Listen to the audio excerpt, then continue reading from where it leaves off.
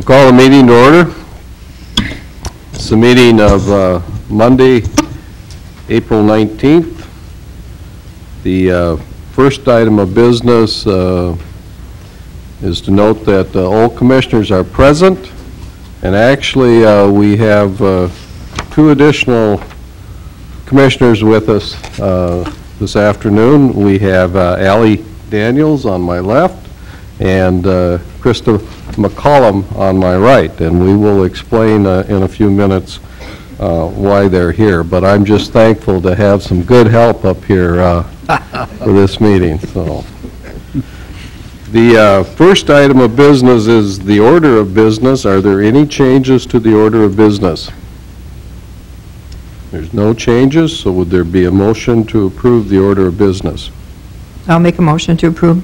Is there a second? Second. We have the motion and the second. All in favor of the motion, please say aye. Aye. Opposed, say nay. The motion carries. The next item is the consent agenda.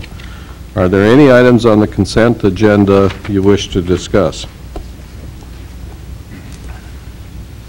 Hearing none, is there a motion then to approve the consent agenda? I'll move for approval of the consent agenda. Second? Second. We have the motion, the second. Any discussion?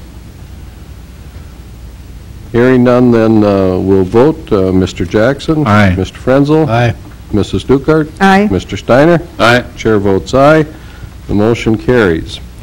We're going to go to the first timetable agenda item, and that's a Mayor for a Day presentation. And just a little background, the North Dakota League of Cities sponsors a contest for North Dakota third graders from all across the state where they write an essay on what they would do if they were mayor for a day.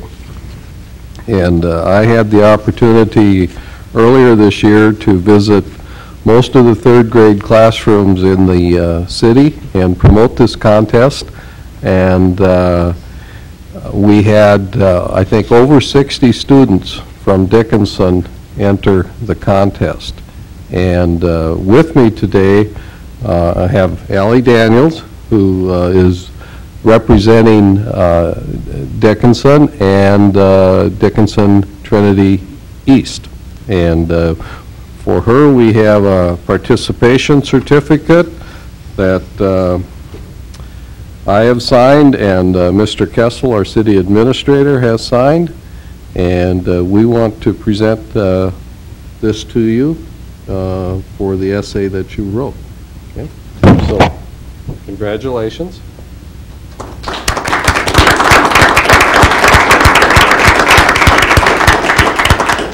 And Allie's going to stay here for a while and help with the meeting. And then on my right, we have Krista McCollum. And Krista is from Heart River Elementary. Mrs. Kovash is her instructor, her teacher. And she was selected the statewide winner. So we're very proud that from Dickinson, we finally have a good mayor. So she did a great job, and she's going to read her essay to us, and we're going to try to use my microphone. So I'll step back, and you can come sit in my chair and lean forward, and would you read your essay to us?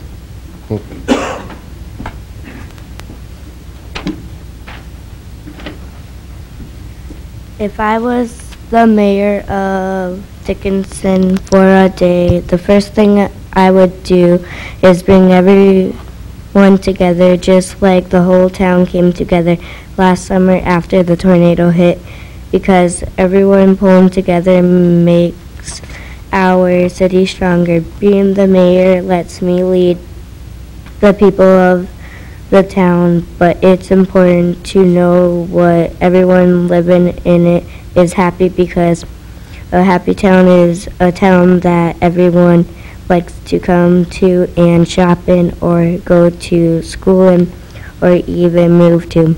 If I was the mayor, I'd make sure that I'd had a lot happening, because the best way to get everyone together is is by having lots of things going on, like contests, fairs or dances or contests. So all the money made on it could go to the people who work for the city so they can do more for it and make it a fun place to be. More stores would want to come here then, and people who live here would want to shop here all the time, and that gives the town even more money to do with. We could have things like a big park with a swimming pool in it for the summer that turns into a ice skating rink in the winter, and maybe even a special park just for pets so they'd have a place to go and meet other pets to make friends with and run and play without getting hurt. We could buy more things that help Dickinson stay neat and clean looking so that people from everywhere want to come to it. The last thing I do as mayor for the day is tell everyone in the town thank you for always coming together and helping each other when bad things happen or something goes wrong, and taking the time to care about someone you probably don't even know.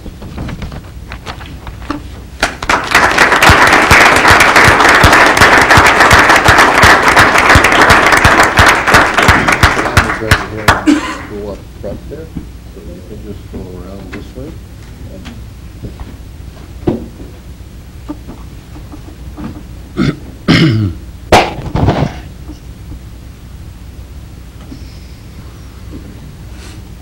Good evening, Mayor Johnson and Commissioners. I'm Keith Hunke, the President of the League of Cities, and it's my great pleasure and honor to present this award tonight to Krista. The competition was very tough, Krista. We had over 696 students prepare essays, and you were the winner. Awesome. Very good job. Congratulations. We have for you a certificate. Let me figure out how to open this up here.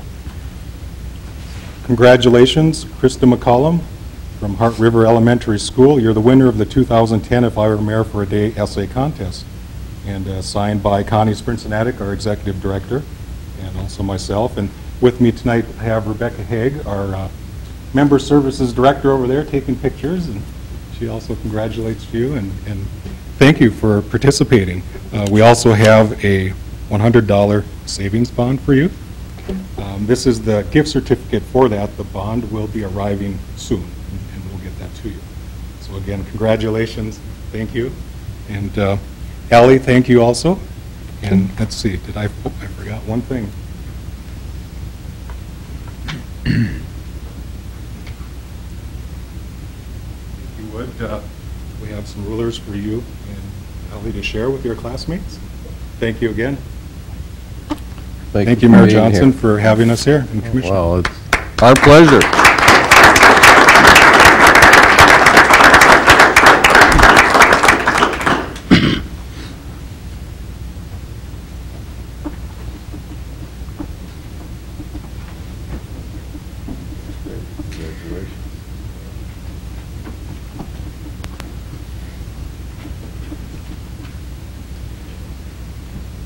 Well, spending time with third graders is really uplifting. I remember a few years ago, the first time I was asked to do this, to go promote the program to third graders, I just asked city staff to schedule me in. I blocked out a day or maybe a day and a half.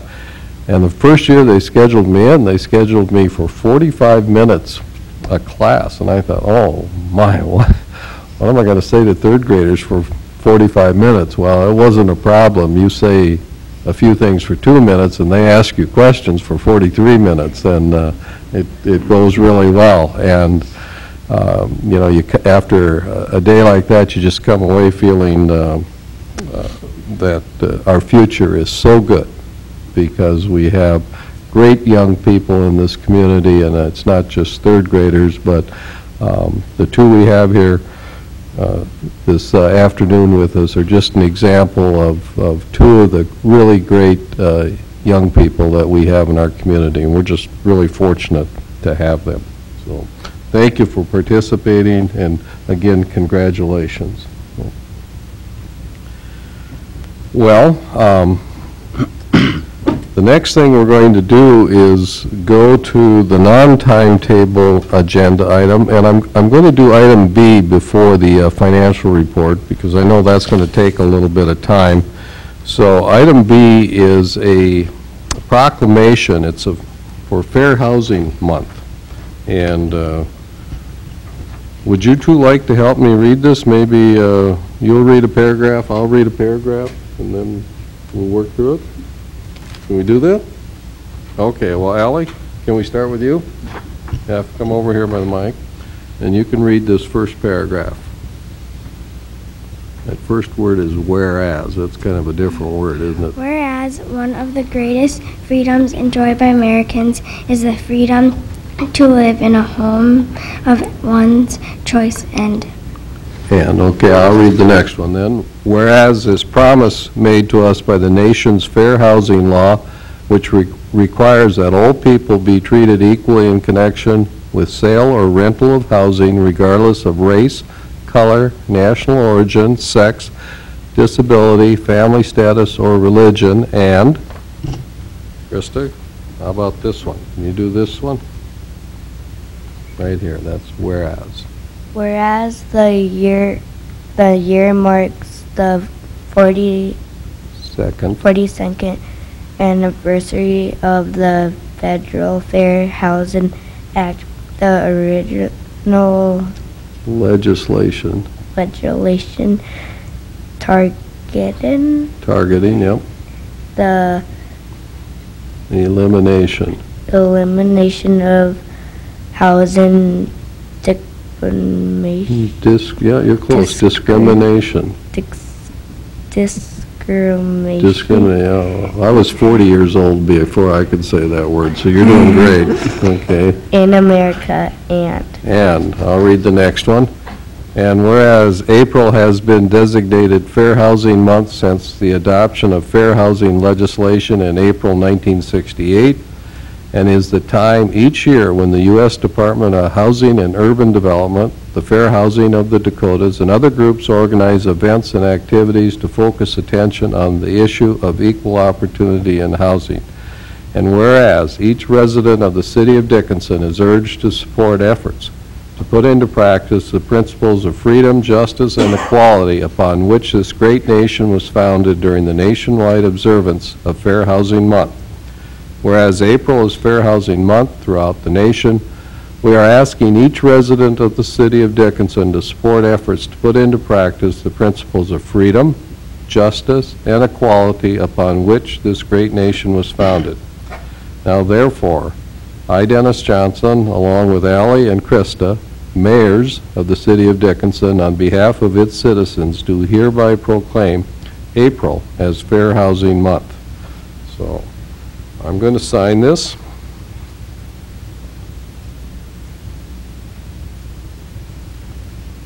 And then, Allie, could you take this over to Mr. Kessel right there? He just waved at you, and have him sign it.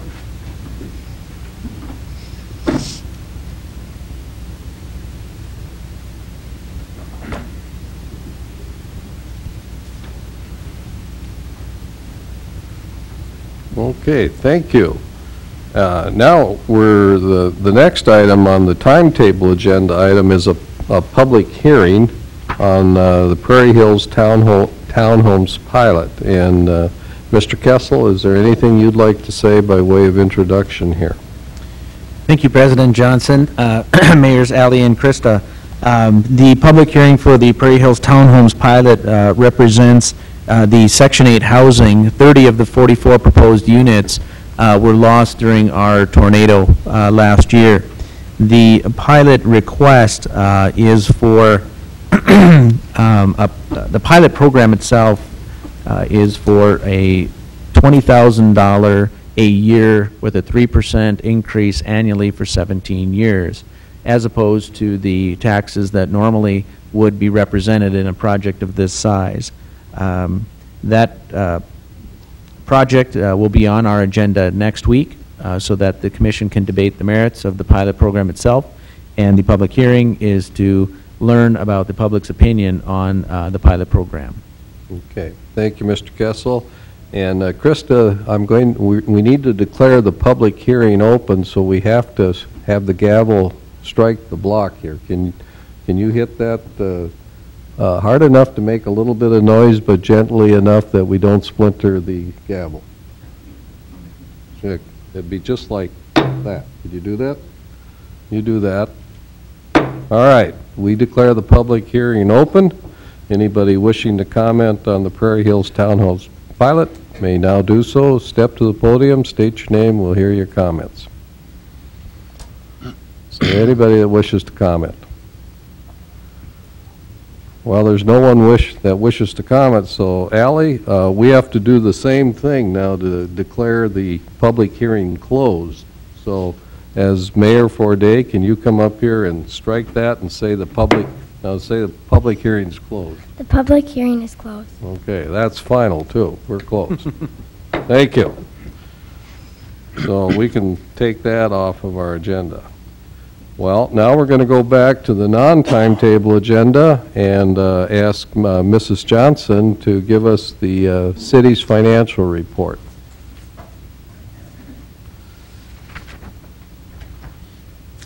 Now you're going to be critiqued by 3 mayors on this report. So. Good evening, mayors and commissioners. I would like to highlight a few items from the financial report through March. We are in the process of updating both the financial report that you receive in your binder and the presentation itself. Tonight you will see that the slides have an updated look with the general fund slides subtotaling both revenues and expenses into major groups. The details of each group are still shown on the financial reports that you receive, and they correspond to the headings on the slides. In the future, we will also be arranging the reports to show each fund separately. Currently, there is one report for all revenues and one for all expenses. In the future, there will be a report for the general fund, each of the enterprise funds, the sales tax funds, and so on.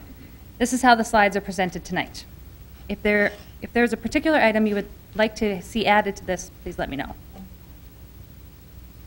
We'll begin with the general fund revenues.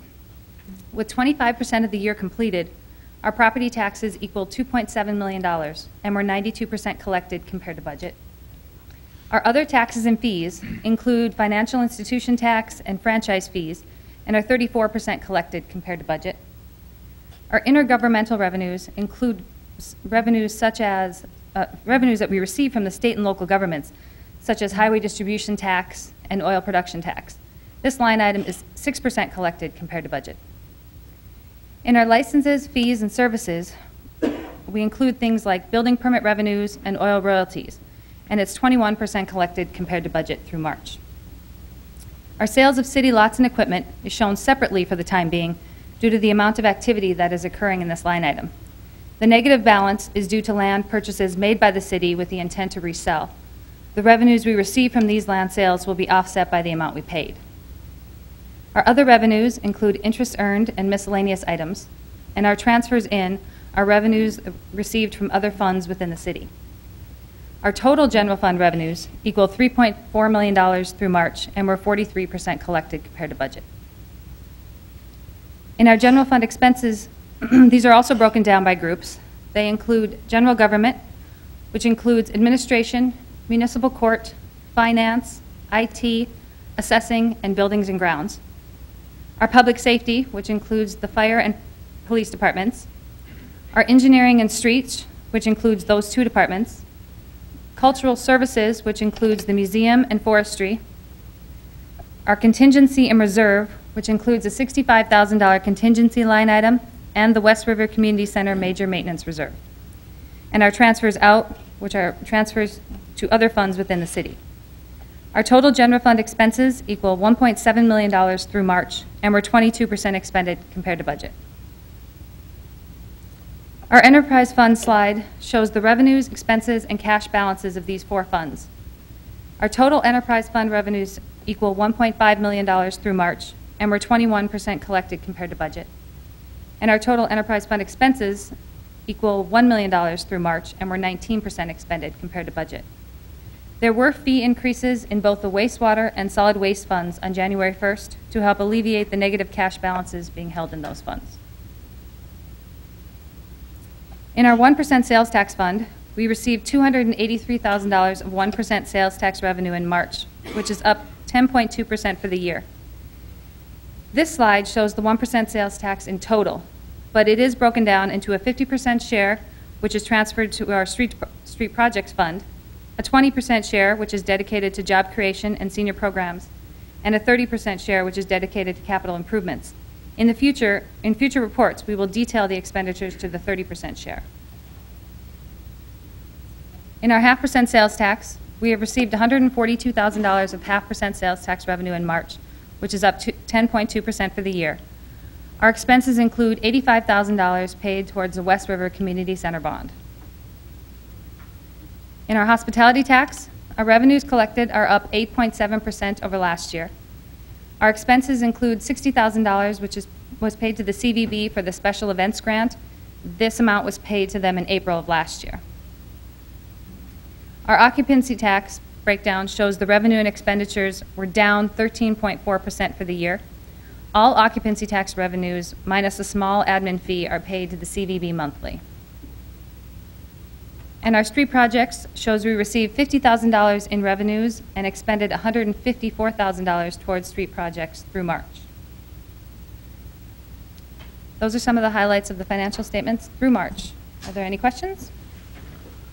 Mrs. Johnson, we've had 3 months' worth of data. Is there anything either on the revenue side or the expense side that concerns you at this point relative to our budgeted expectations? There isn't anything showing a large variance at this point. Okay, thank you. Any other questions or comments? I think we had talked at the last meeting about restating the history on sales tax payments so that we could look at that a little bit more objectively. Due to the refund? Yes. That actually occurs in April. That's why it doesn't really show up in these statements yet, the check that we wrote Okay. was written in April. And so, yes, that information will be restated on those reports. I think that'd still be worthwhile to do that. And that'll actually, we will be restating 2008. So the 2008 comparison to 2009 is really what numbers will change. Thank you. Any other comments or questions? No. All right. Thank you.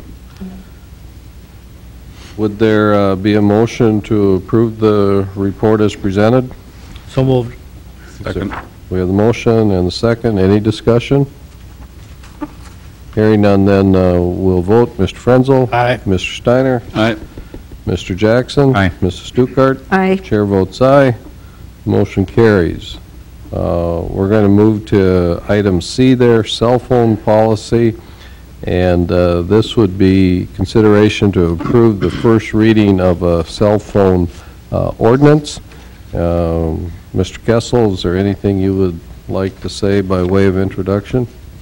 Thank you, President Johnson, Commissioners, and Mayors Alley and Christie. The cell phone policy ordinance that is presented to you was developed after discussions with the leadership team and staff. It is meant to govern the use, distribution, and reimbursement to staff of cell phones when they are used during work time. The Civil Service Commission has weighed in on the policy and recommends its approval.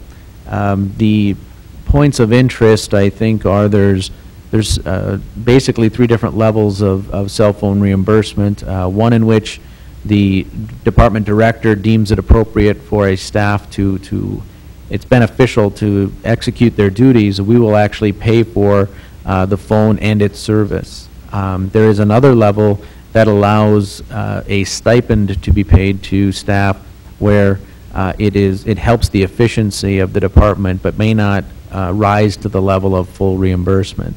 That amount, that monthly stipend, will be established by the budget process, and something that you can weigh in on each and every year. It also discusses safety and the use of cell phones during times of transportation when they are driving and such. We recognize that we have a great majority of uses and services that we provide to our community, and that safety is paramount, but doesn't always necessitate staff pulling to the side of the road if they're in emergency situations. So that is recognized, and the use of hands-free devices is encouraged when they simply cannot avoid using a cell phone during times of driving. So with that, it is my recommendation as well that the ordinance first reading be passed this evening. Okay, thank you, Mr. Kessel. At this time, I'll ask if there's anyone from the public that wishes to comment regarding this proposed ordinance. If so, you can step to the podium, state your name, and we'll hear your comments. Anybody from the public? There's no one from the public that wishes to comment. Any comments by city staff or city commissioners? Just a curiosity question. I know there was a time that the whole world used a lot of two-way radios. Are we still? Yes, we are. This will not replace two-way radios. We still have a few different departments that use those. But there are times when cell phone communication is actually easier. And it's not as, the information that's transferred isn't quite as public in terms of scanners don't pick it up. So I assume the use of those two ways probably will bear on the decision as to where people fall into what category. That is correct. Yeah. Thank you. Is this ordinance 1378? Is that the correct number? 79. It says next ordinance number 1379. I believe this would be 1379. This is 1379? Okay. All right. Any other comments or questions? Would there be a motion regarding first reading of ordinance 1379? I'll make a motion to approve first reading of ordinance number 1379. Is there a second? Second. We have the motion and the second. Any discussion?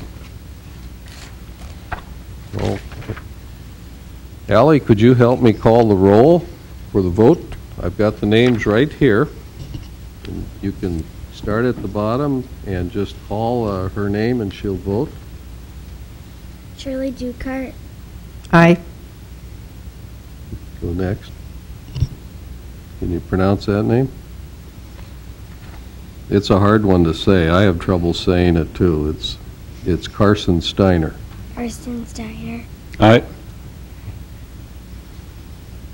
Jane Jackson. Jane Jackson, Aye. Joel Frenzel, Aye. Dennis Johnson. Aye.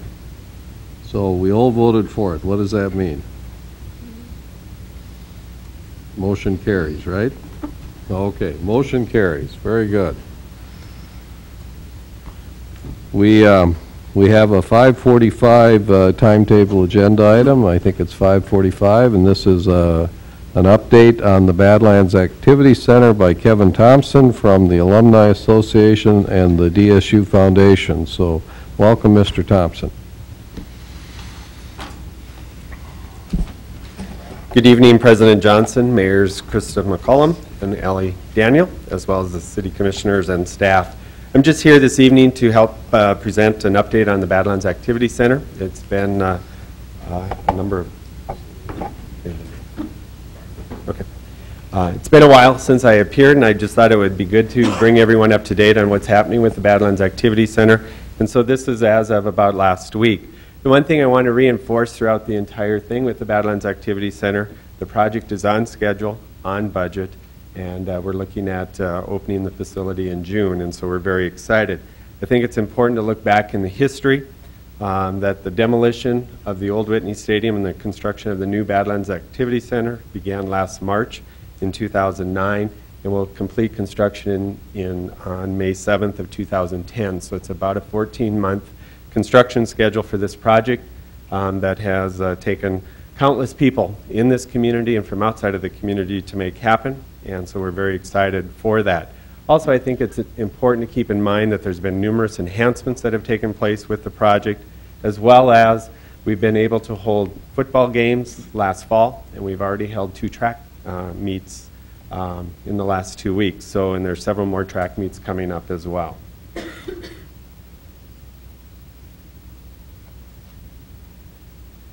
Challenge. There we go. This is taken from the field view, and so I think it's very important when you look at this because we've stuck to the original plan that we talked about over 2 years ago, looking at artificial turf. There in the foreground, the state-of-the-art track, and what I'm being told from the track people, it's a fast track. Kevin wouldn't know if it's a slow track or a fast track if I was running on it, so it's just one of those factors that all of our track athletes and the coaches are saying it's a very fast track, which makes it more approachable for our more teams to come and participate at Dickinson State and within the Badlands Activity Center. You're also seeing in front of you the stands that are completed. There's 4 different seating styles throughout that facility, so it's important to look at the locker rooms as well as the game management up on the top.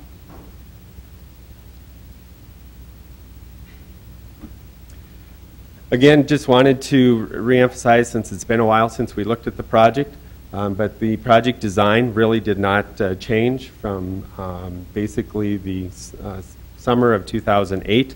And so this is the architectural view that you'll look at that. The bird's eye view. It's a very welcoming environment. When you walk into the facility, you'll find a wide variety of colors. There's probably 6 or 7 different colors throughout the facility, reflecting the Badlands here. The facility is all ADA accessible. It also has elevators, restrooms, and those type of things that are very appreciative by all involved. We'll kind of just walk around the building on this first floor, the southwest corner. You'll find the ticket booth, and so there are 3 outside windows to help the customers come up and purchase their tickets for the game. And then there's 1 inside window for the people as well. This is the Lohman Walton Concourse. This is about 5,000 square feet of event facility, and so that you can use for a wide variety of activities during game day, but it also can be used for a wide variety of other events and activities when it is not being used on a game day. It'll seat about 250 people for a sit-down dinner. It'll divide into 4 different meeting rooms, so there can be a wide variety of meeting rooms and breakout sessions. And it also has outstanding views of field and track. And so sometimes I'm wondering when we schedule meetings there, if people pay attention to the presenter as the great view out the front windows. So it's important to look at it that way. What makes it all possible is the movable or removable walls that are in the facility.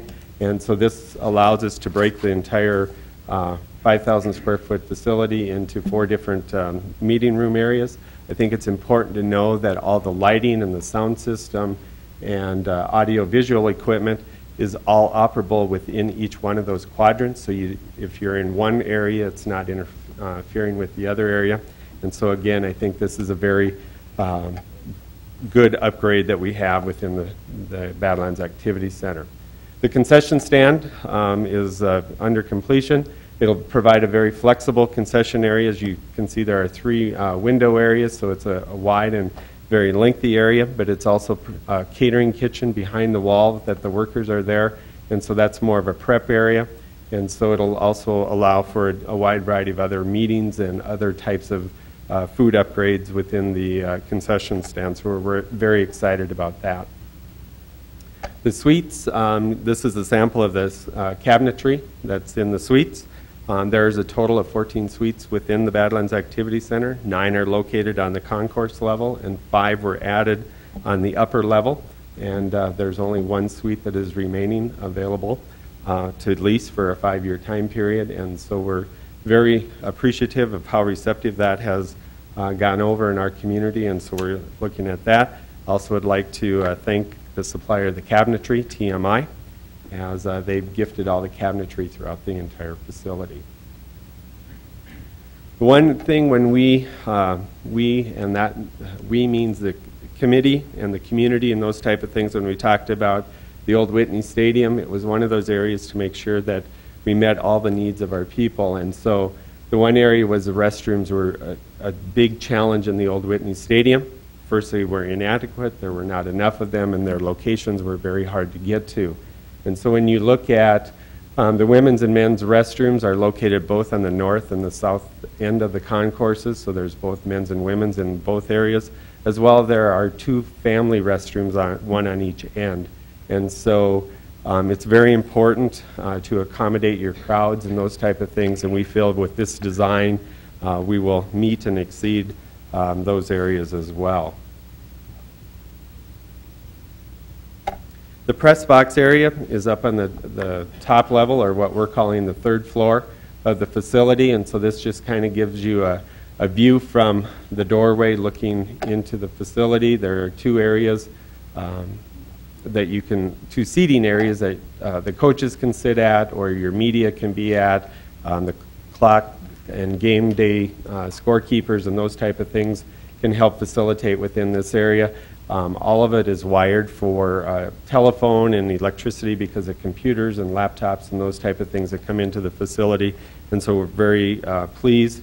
And you know, keep in mind the old Whitney Stadium. In order to get to the press box area, you had to go into the stadium, through the bleacher system, up and across a chain link fence, and then across a roof, and then enter back into this facility. And so now with the new Badlands Activity Center, you'll come into the facility, go in an elevator, and you'll be up to the press box level. So much more efficient, much easier for all of our clientele, and again, this entire area will meet handicap accessibility, so we're very pleased again with that design. Move down to that 1st level, and so it's important, again, this will be the first time in the history of Dickinson, to my knowledge, at a football stadium that there'll be restrooms and there'll be locker rooms and all those type of things, and so this is a great addition. On this floor, you'll see the DSU locker room, Trinity High School locker room, Dickinson High.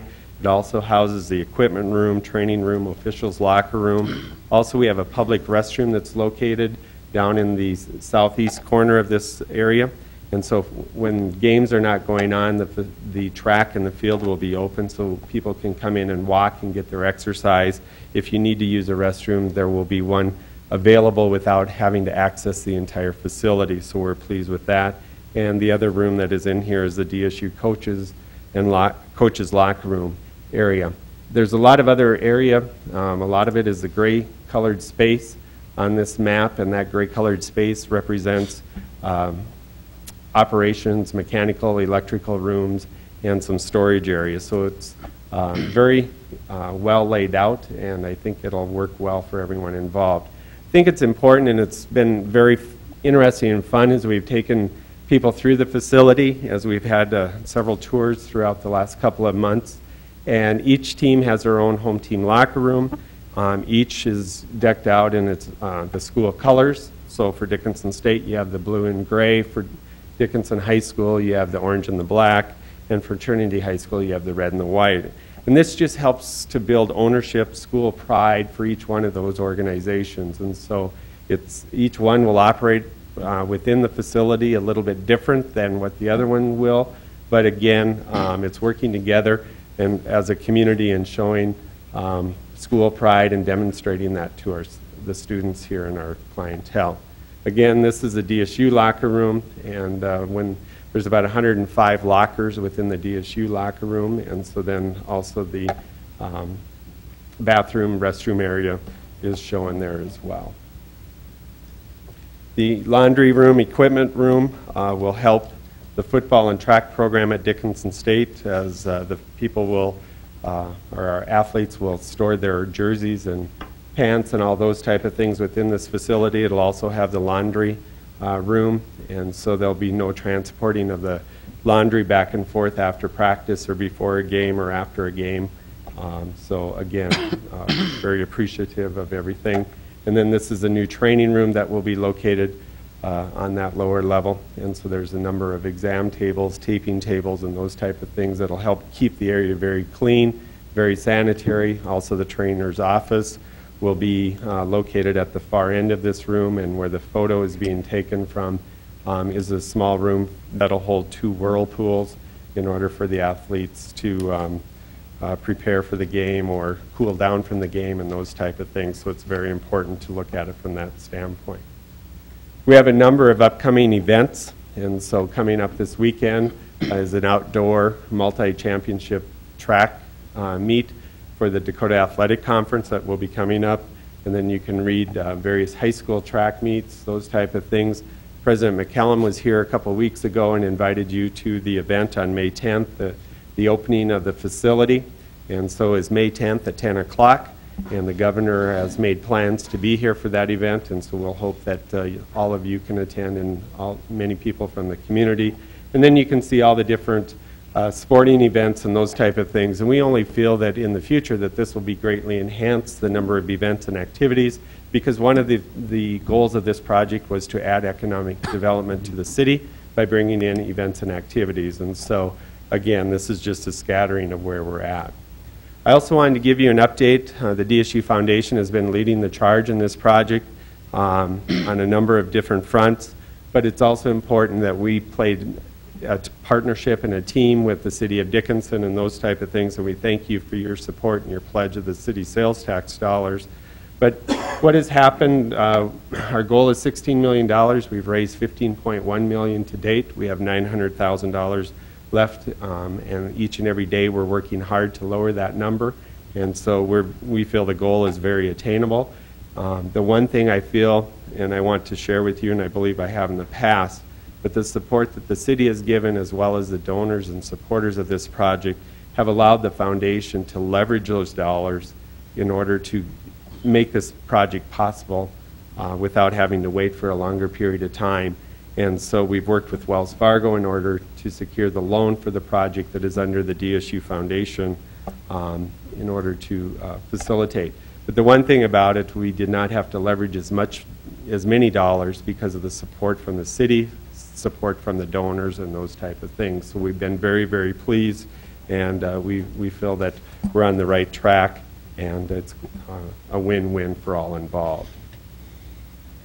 One thing that's occurred in the past couple of weeks, Aaron Johansson was hired to be the first Badlands Activity Center Events and Conference Coordinator.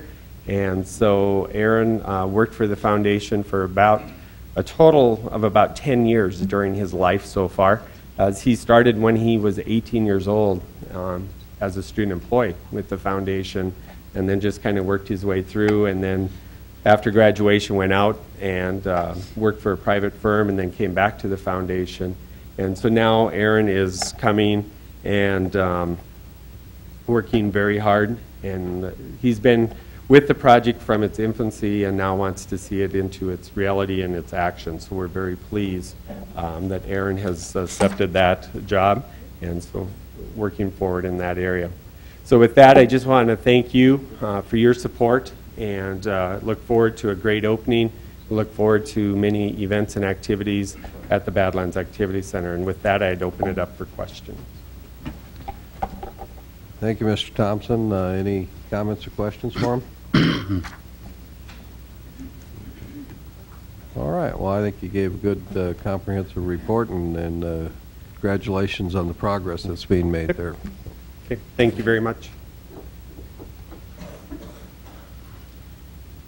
We'll go to tab 5, which is public safety, and we'll hear from the fire department first. Chief Stevak.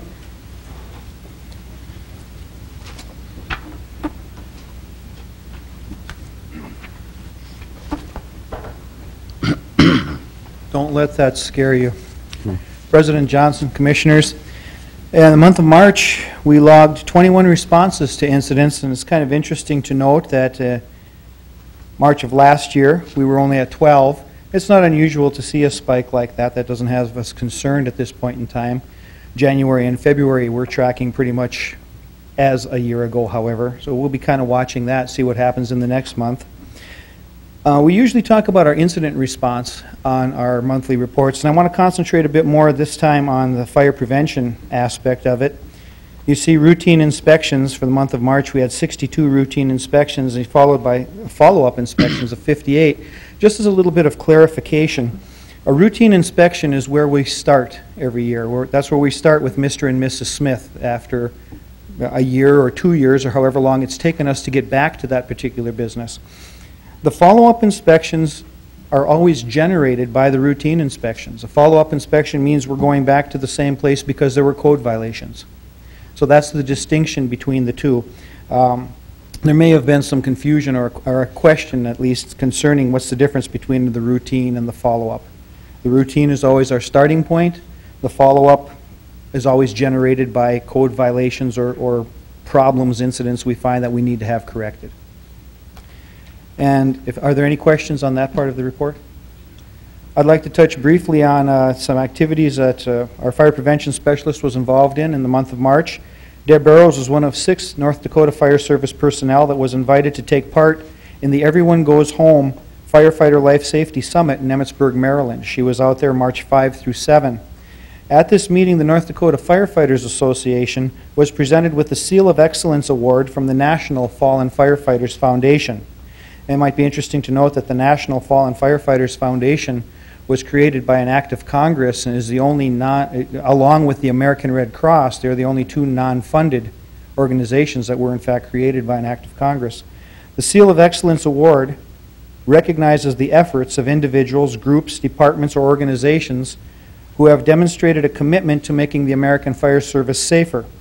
It was presented to the North Dakota Firefighters Association for their efforts to promote firefighter life safety across our state.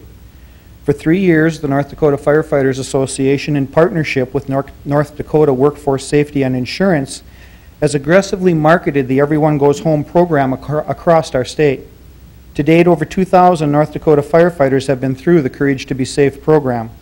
The Dickinson Fire Department is an active partner in this effort, with Ms. Barrows, Assistant Fire Chief Curtis Freeman, and myself serving as instructors for the program. Attached to this, you'll find a copy of the 16 life safety initiatives that form the basis of the Firefighters Life Safety Program. And one last thing, I just have a little show and tell here today. This is a firefighting nozzle. And this particular nozzle is designed to attach to either 2.5-inch or 3-inch diameter fire hose. This nozzle by this manufacturer and similar nozzles by other manufacturers like this are pretty much state-of-the-art as far as an appliance like this can be, considering a firefighting nozzle has existed for approximately 200 years. This particular nozzle is $1,400. This nozzle is on an attack line on our first response truck. It was made available to us. We were able to purchase it by a fundraising effort of our Ladies Firefighters Auxiliary and through the generosity of the St. Anthony Club. Now, $1,400 may be just a ripple in the grand scheme of things when we talk about the multi-million-dollar projects that the city is faced with, but it is an amazing example of the partnership that exists and the support that we receive from the community with the fire department. And I just wanted to make sure that not only did you see what we have and we were able to purchase, but that they get credit for their efforts. And I'll take any questions if you have them. Thank you, Chief Seevock. Any comments or questions by commissioners? Thanks. All right, thank you. Next, we'll hear from the Police Department, Chief Rummel.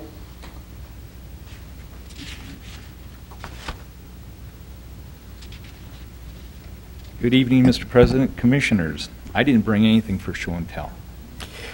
Just thought I'd throw that up front. In your packets, you have tonight the March 2010 Traffic Services Report, and it's authored by Officer Leintz. In the past, as you recall, Sergeant Dossinger took care of this, but now Officer Leintz has taken over these duties. For the 3rd consecutive months, you see a decline in accidents, but there still were 65 reported accidents in March, 56 of which were what we call full reports or over $1,000 worth of damage. Second page, you will see that there were 54 school zone contacts made during this month. And in the second report, from the South Sakakawea Narcotics Task Force, they had 9 cases that they have worked over the month that were either prepared or ready for prosecution. 3 involved prescription drugs, 1 case involved marijuana, 3 cases ecstasy, and 1 case involved meth and they assisted Stark County Social Services. On a lighter side, this coming weekend, the Police Association is sponsoring a night with a princess. This is our second annual. The first one the Police Association put on last year at this time was overflowing with 160 attendance. This year we went to 2 nights, and already they're packed with 280, 140 each night. Plus calls are still coming in. This is something that I was going to ask the 2 mayors if they were coming to, but they disappeared on me. So. Well, they're out being interviewed by TV reporters. Yeah, I can understand that. I can't believe they took those 2 and left me here. Can you believe it? It's hard to believe. So with that, I would take any questions or comments. Chief Rummel, I'm asked frequently by members of the public how the police department's doing with, all the oil activity in town. Can you comment what you see, what you and your department see from your perspective? Well, we're certainly seeing an increase in traffic, as I'm sure all of you have probably witnessed, particularly, during the off hours such as noon hour and those kind of things. Up 22 is packed in the mornings going to school. We're seeing an increase in traffic. We're also seeing an increase of some calls. We're not seeing a lot of the more dangerous calls, or I should say serious calls, but we are seeing an increase of calls where we're going to more disputes, some bar fights, that kind of thing. There is an increase of activity. We can see the increase of people. But we're able to maintain and keep track with this and keep on tabs with it. But we are seeing an increase.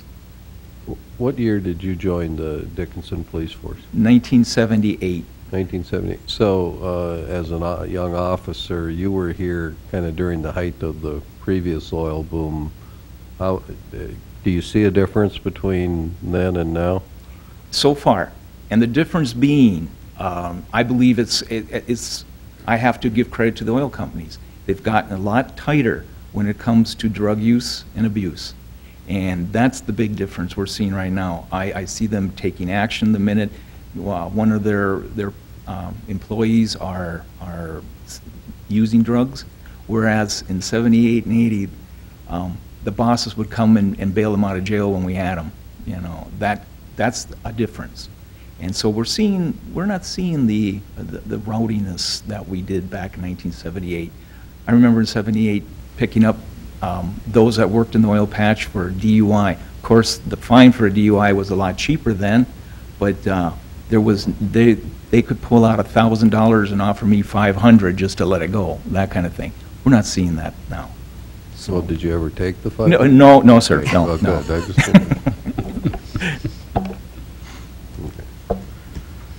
Well, other comments or questions for Chief Rummel?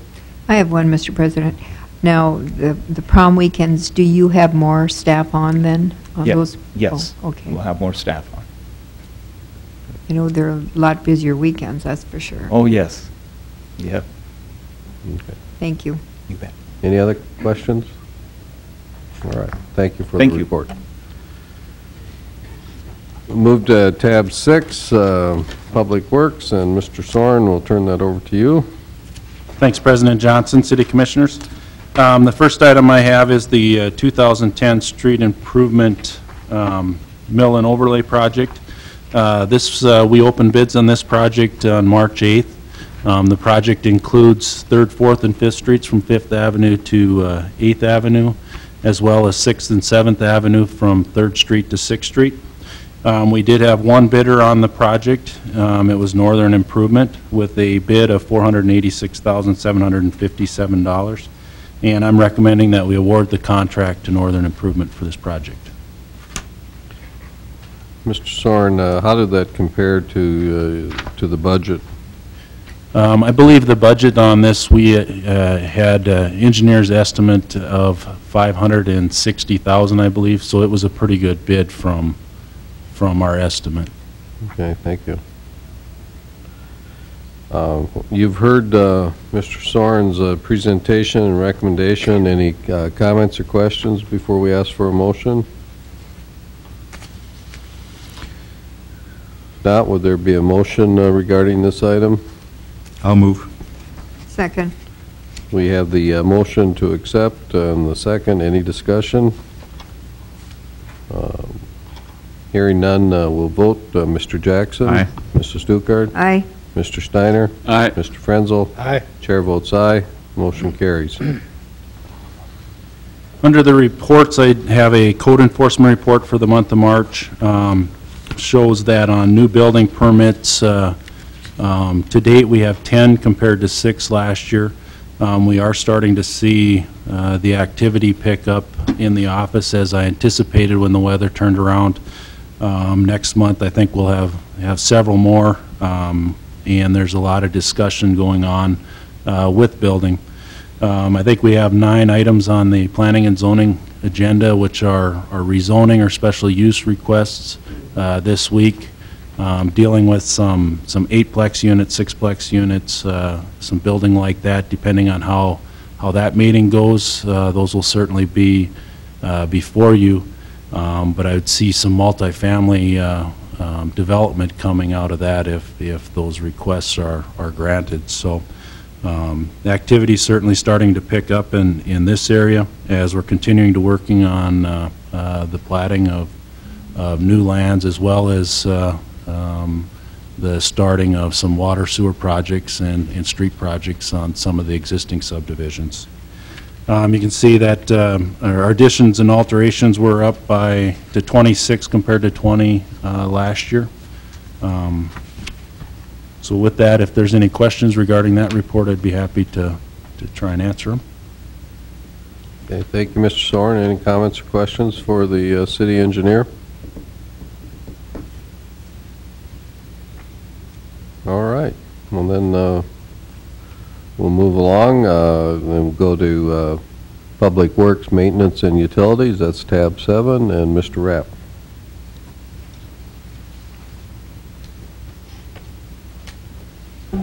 Thank you, Mr. President. I just have a real short thank you tonight, too. I really want to express my sincere appreciation to my staff for helping out at the home show this year. They put a lot of work and effort into preparing presentations on solid waste recycling, water conservation, stormwater requirements, vector control was done by Building and Sites and also Forestry. Through the efforts of the staff and stuff, they had a very professional booth. We saw a large crowd asking questions in regard to recycling, city operations, and a lot of questions, and I do want to thank my staff for helping out. But the one thing I want to mention tonight and stuff too, and we did present this at the home show too, is the city has a grant program again this year following the July 8, 2009 tornado. We lost a lot of trees, both on public and private property down in that area. We were able to get about 150 bare root trees that are about 3 to 4 feet high. We are going to have a grant program again this year to provide those trees to residents down in that area. We're looking at an area from about Broadway south, from 2nd Avenue southeast to State Avenue. And anybody interested in applying for these trees can contact the City of Dickinson at 456-7873, or I will have an application out on the city website that they can fill out. Right now, we don't know exactly what we're going to have for species and stuff. The only requirements they have to be done is they have to be planted in the front yards or side yards, because we want these to basically be a benefit to the public. Where our 2005 grant we had, they had to be planted on public right-of-way. So if anybody's interested, they can sure contact the City of Dickinson and fill out the form, and then we'll probably get these trees sometime in late May. Okay. Thank you. Is there any questions? Any comments or questions for Mr. Rapp? Okay. Thank you. Okay. We'll turn to the City Administrator's report. Mr. Kessel. Thank you, President Johnson and Commissioners. I have 3.5 items to report on this evening. The first is the interim appointment of Renee Posh for Library Director. As I reported at the last Commission meeting, Library Director Cheryl Tollefson has attended her retirement. We are working with the Foundation, Library Foundation Board, the Friends of the Library Board, and the Library Board itself to replace Ms. Tollefson. In her stead will be Ms. Posh until that can happen. I would just like to give a brief land sale update. We have, the City of Dickinson has sold a couple pieces of land. The first is lots 9 and 10 of Block 3 in the Prairie Hills First Edition. We have also sold a great number of lots in the Country Oaks second replat. The sale of these two pieces of property means that the inventory of land that the City of Dickinson owns is greatly being depleted. This represents about just under 35 acres of land that we have sold, and we're working with Engineer Soren to create a list of available land, but I can assure you that it is dwindling fast. Another indication of the amount of development and interest in the City of Dickinson and the surrounding area. And then the last update that I have is twofold. The first is Channel 19. We are going through an equipment upgrade, and the equipment's been ordered. It has not been received yet. Once it is received, we'll have to install that, which means that Channel 19 will be out of service for approximately 4 to 8 hours while that equipment is being transferred. I wish I could give you a more definitive date when that will happen, but as of this time, I don't know that date. Once we get a little closer, we'll try to make public known when that time will happen. And then the last item that I have is an IMAT team is something that I reported to you several weeks ago, if not a couple months ago. It was a team that was established by the state of North Dakota to respond to events that happen, emergencies that happen throughout our state. It's a way to give advice to local emergency managers and those people dealing with incidences, much like the tornado that we experienced here in Dickinson. We do have 2 members, local citizens of Dickinson who are IMAT team members. One of them happens to be our IT/PIO, Bill Falsing. The team that he was a member of did get called out to the power failure and down power lines incident that happened in and around the Bismarck area. He has returned from that event, and as I understand it, things are going quite well. So just another way that we try to give back in times when we had other staff from other cities come to the City of Dickinson. We are now giving back and doing the same in their time of need. So that would conclude my report, unless there's any questions about any of the items that I reported on this evening. Thank you, Mr. Kessel. Any comments or questions for our city administrator?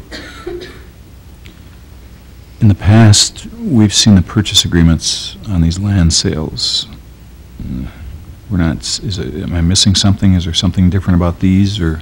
Our policy is if the land sales meet the requirements that the commission has set, that they don't appear before you. I do have them this evening. I'll be happy to pass them around. Normally, your approval is required if they are less than 20 acres, they're less than the offered price, something of that nature. Both of these land sales were full-fledged or full-price offers and met all of the requirements that this commission has set forth.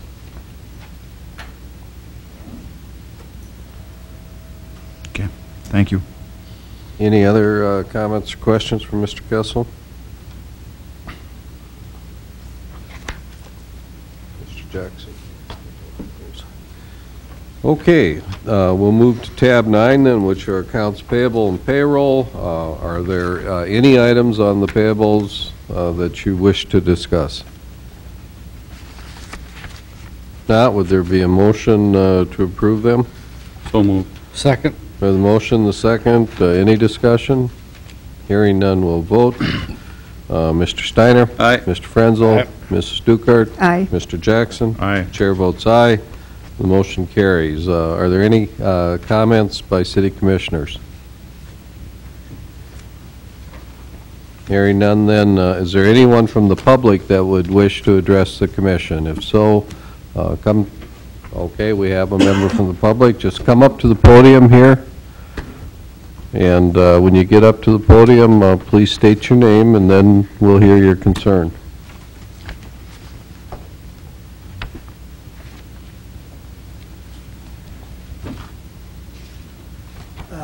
Mr. President and City Council, I I've been listening for a long time about this parking and all that stuff that you, and I think I've heard about 3-4 times at least. I have always kind of watched things around the town, and what I kind of feel that the city ought to put up a ramp, and not only put up a ramp, but see to it that they could, if they can go a couple to 2 or 3 times higher, when you start out with a good structure on the bottom, so that they can build on if they want to, on something like that. But I think that green thing that you got out there beside the hotel, it's a little bewildering to me to look at it. And I would like to see a bigger something or another come up there. And where's that property that woman is talking about in the morning? I heard her this morning even, I think.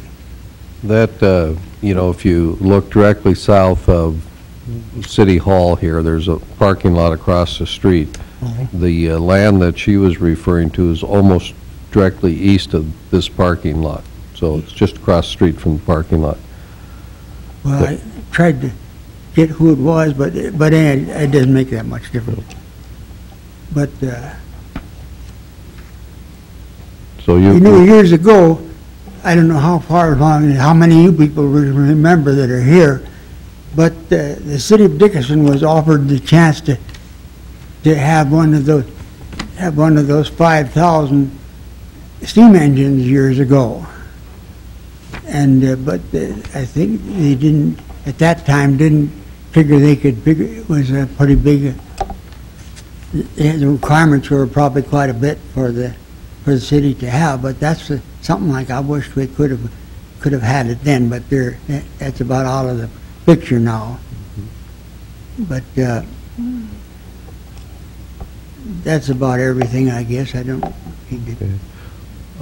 Could you state your name for the record? Oh, yeah, Don Laufenmacher. Okay, Mr. Laufenmacher.